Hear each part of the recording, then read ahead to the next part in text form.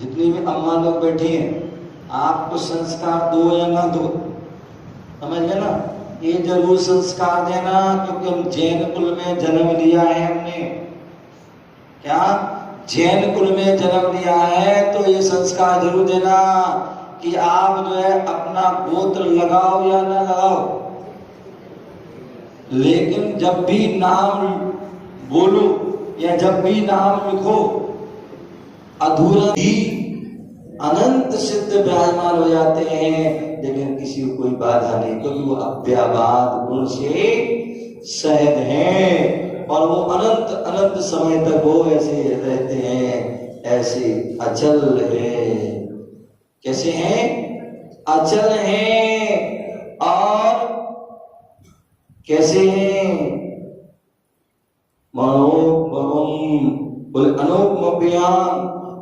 अनुपम है। अब उनकी जो है कोई उनकी जो है उपमा नहीं दे सकते हैं। अन्य वस्तु की तो हम किसी न किसी उपमा दे सकते हैं, लेकिन वो क्या है? उपमा से जो है रहते हैं, उपमातीत हैं। ऐसे उनके महान गुण हैं, ऐसे वह अनुपम विशेषता के लिए होते हैं, ऐसे वह सिद्ध। और गतिम भक्ति, जो सदगति को प्राप्त हो चुके हैं, जो श्रेष्ठ गति को प्राप्त हो चुके हैं, जो पंचम गति को प्राप्त हो चुके हैं, क्योंकि चार जो गति है, कितनी? चार। कौन कौन सी पता है? नहीं पता? अरे वो पीछे वाले भी है, बोल भाई, बड़ा तिलक वाले। हाँ, कौन कितनी गति होती है? कौन कौन सी? तुम कौन हो? तुम कौन हो नहीं पता? कौन हो? जोर से बोलो।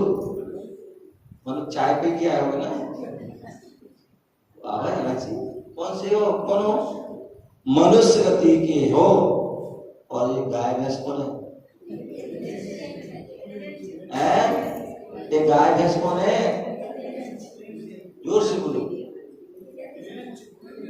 हाँ, त्रियंच हैं। और जो अधोगति में नारकी कौन होते हैं? और ऊपर वाले देव। तो ऐसे जो चार गति हैं, बैठ जाओ, याद रखियो, कभी मौका मिला तो ये चार गति हैं। और ये चार गति बोले हैं, एक चतुर गति रूप संसार क्या है? पढ़ती ना भाई अम्मा लोग पढ़ती है, संसार क्या पढ़ती? सुखी नहीं। ये संसार में क्या है? बिल्कुल भी सुख नहीं है, चारों गतियों में दुखी दुख है। छह डाला की पहली ढाल में जब हम पढ़ते हैं तो रोंगटे जो है खड़े हो जाते हैं, आत्मा भी कांप जाती है। इतने नरक निगोत्रिय चारों गतियों के इतने दुख हैं, उन दुखों को सुनकर के ऐसा लगता भगवान अब जो है चतुर गति में मेरा जन्म ना हो। क्या ना हो? जन्म ना हो। इसलिए अब मुझे क्या चाहिए? अब पंचम गति की प्राप्ति हो। पूजा में पढ़ते हो ना? पूजा में पढ़ते हो? क्या पढ़ते हो? पंचम गति को पाने को श्री देव शास्त्र गुरु।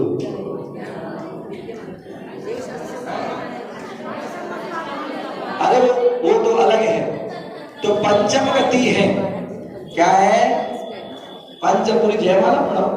पंचम गति जो है, उस पंचम गति को पाने के लिए मैं क्या कर रहा हूँ? भगवान आपकी पूजा करो, क्योंकि आपने पंचम गति प्राप्त करी कि नहीं करी है?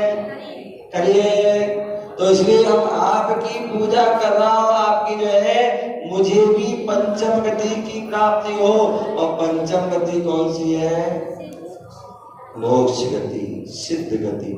क्या हो? मोक्ष गति जो सिद्ध गति है वह पंचम गति है। ये भगवान ने मुझे अब चार गति में बहुत भ्रमण कर लिया, अब हमें जो है चतुर्गति रूप संसार में नहीं रहना है।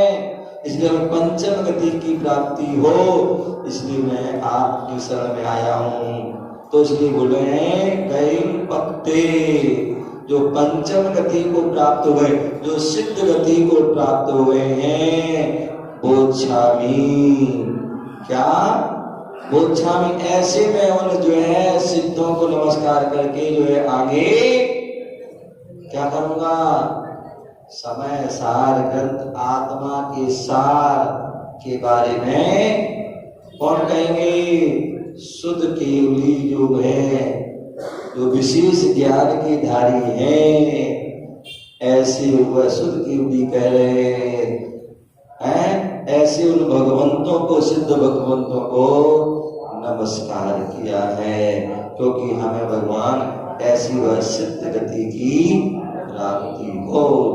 कहने को तो बहुत कुछ है, लेकिन हमारे आज का भी हमें ध्यान रखना है, हम तो कोई बात नहीं, अगर एक दिन नहीं चले तो नहीं हो जाएगा, लेकिन महाराज का भी ध्यान रखना है, ठीक है ना।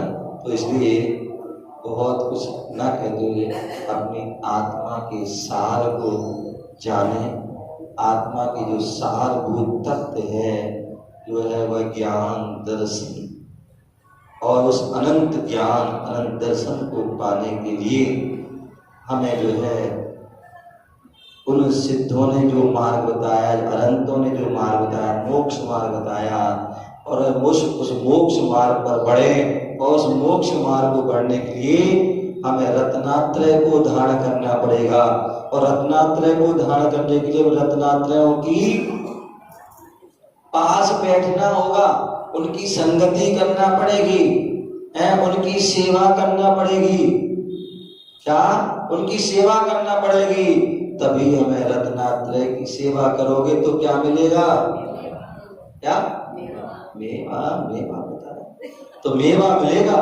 तो क्या रत्नात्रय की धारण की, रत्नात्रयों की जो है सेवा करोगे